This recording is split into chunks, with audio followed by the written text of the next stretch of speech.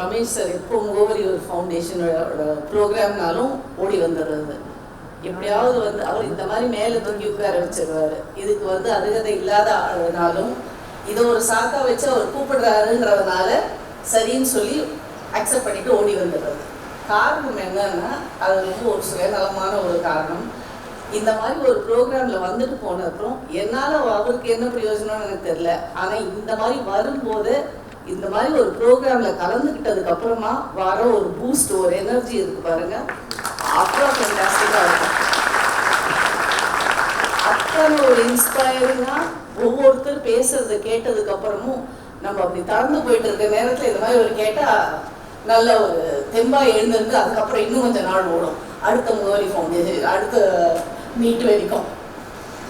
இதில் சார் வந்து ரொம்ப நாளாக சொல்லிக்கிட்டு இருக்கிற விஷயம் இந்த ஸ்கூல் பற்றி, இது வந்து ஒரு கனவு, ஒரு நல்லா இருக்குன்னு யோசிச்சு பார்த்தது.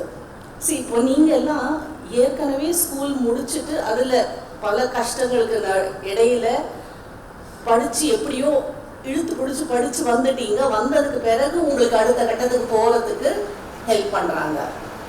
எத்தனை பிள்ளைங்க நல்ல புத்திசாலியான பசங்க இந்த மாதிரி நமக்கு போகிறதுக்கு வாய்ப்பு இருக்குன்றது தெரியாமல் அதனால் அது முயற்சியை தளர விடுறது. சரி, நம்ம செய்யறதுல வந்து ஒரு பலன் அடையும்னு நினச்சாக்கா அதுக்கு முயற்சியில் இறங்கிறதுக்கு ஒரு காரணம் இருக்கும். நம்ம என்னதான் கஷ்டப்பட்டாலும் இது கிடைக்க போகிறது இல்லை அப்படிங்கிற மாதிரி நினச்சாக்கா நம்ம அதுக்கான முயற்சியில் ஈடுபடவே மாட்டோம் இல்லையா? ஸோ இந்த மாதிரி ஒரு ஸ்கூல் லெவல்லையே அவங்களுக்கு சொல்லி நீ படித்தேன்னா நாளைக்கு உனக்கு ஒரு நல்ல எதிர்காலத்தை நான் உருவாக்கி உனக்கு தருவேன்னு சொல்கிற அளவுக்கு ஸ்கூல் லெவல்லையே சொல்லும்போது ஐ திங்க் இதை விட இன்னும் பன்மடங்கு பசங்க அழகு போல வருவாங்கன்றது ஒரு எண்ணம். ஸோ இவரோட ஸ்கூல்னு வந்துச்சுனாக்கா 2 விஷயங்கள் வரும்னு நான் எதிர்பார்க்குறேன். ஒன்று, ஹோப், நமக்கு ஒரு நம்பிக்கையை ஊட்டுற மாதிரி வரும். நாளைக்கு நான் நல்லா வரலாம் அப்படிங்கிற ஒரு நம்பிக்கையை உருவாக்குச்சுன்னா அதனால் அந்த பசங்களை இன்னும் நல்லா படிக்கிறதுக்கு தூண்டும், நல்லா வருவாங்கன்னு எதிர்பார்க்குறேன். 2வது, ஐ திங்க் ஹோலிஸ்டிக் எஜுகேஷன் வரும்னு. ஏன்னா இந்த முகவரி ஃபவுண்டேஷனில் அவங்க பண்ணுற விஷயங்களை நான் பார்க்கும்போது வெறும் செலெக்ஷன்னு வைக்கிறாங்க பாருங்க. சும்மா நல்ல மார்க் எடுத்தவங்களை மட்டும் அவங்க தேர்ந்தெடுக்கிறது இல்லை. அதுக்கப்புறம் ஒரு இன்டர்வியூ ப்ராசஸ், ஒரு மீதி உங்களோட உட்காந்து பேசுகிறாங்க.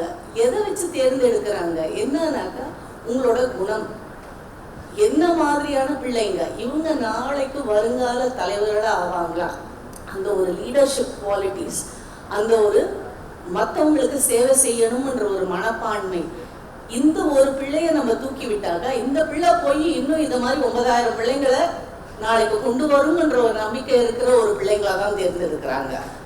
ஸோ அதனால் இந்த ஸ்கூல்னு ஒன்று வந்துச்சுனாக்கா இந்த ஸ்கூலில் அந்த பிள்ளைங்களுக்கு படிப்பு மட்டும் இல்லாமல் மற்ற விஷயங்களும், குணம், அது நிறைய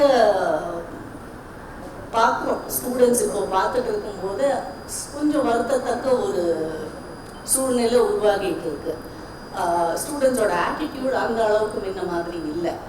முன்ன மாதிரினாக்கா அதாவது ஒரு முன்னெல்லாம் நாங்கள்லாம் ஸ்கூலில் படிப்போம், திருப்பி இதை புலம்பிக்கிட்டு இருக்கிறது தான். மாரல் சயின்ஸ்னு ஒரு கிளாஸ் வைப்பாங்க. அதில் வந்து இது சரி இது தப்பு அப்படின்றது சொல்லி கொடுப்பாங்க. இன்னைக்கு வந்து அந்த மாரல் சயின்ஸுங்கிறது தேவையில்லைன்றதுனால அதில் வந்து கணக்கு, சயின்ஸு, மீதியெல்லாம் சொல்லி கொடுக்குறாங்க.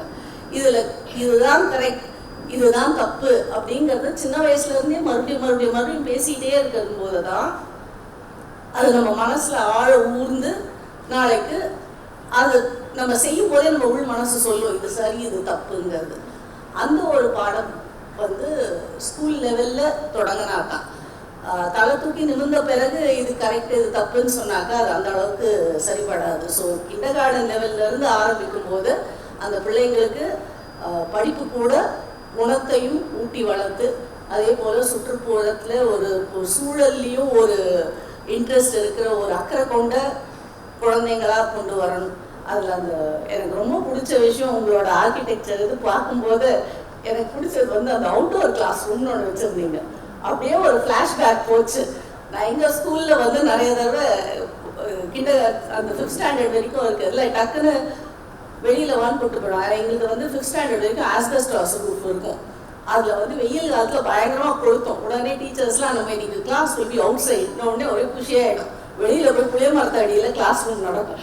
அந்த காலம் வந்து அப்படியே பசுமையாக நிற்கிற ஒரு நினைவு. அது மாதிரி இதில் வந்து அவுட்டோர் கிளாஸ் ரூம்னு ஒன்று வச்சுருந்தீங்க. அது ஒன்று மட்டுமே வந்து என்னை வந்து உங்களோட ஸ்கூலில் காதல் பயப்பட்டுச்சு. ஸோ உங்கள் ஸ்கூல் நல்லபடியாக வளர்றதுக்கு, சீக்கிரமாக வளர்றதுக்கு வாழ்த்துக்கள், ப்ரேயர்ஸ். Thank you sir.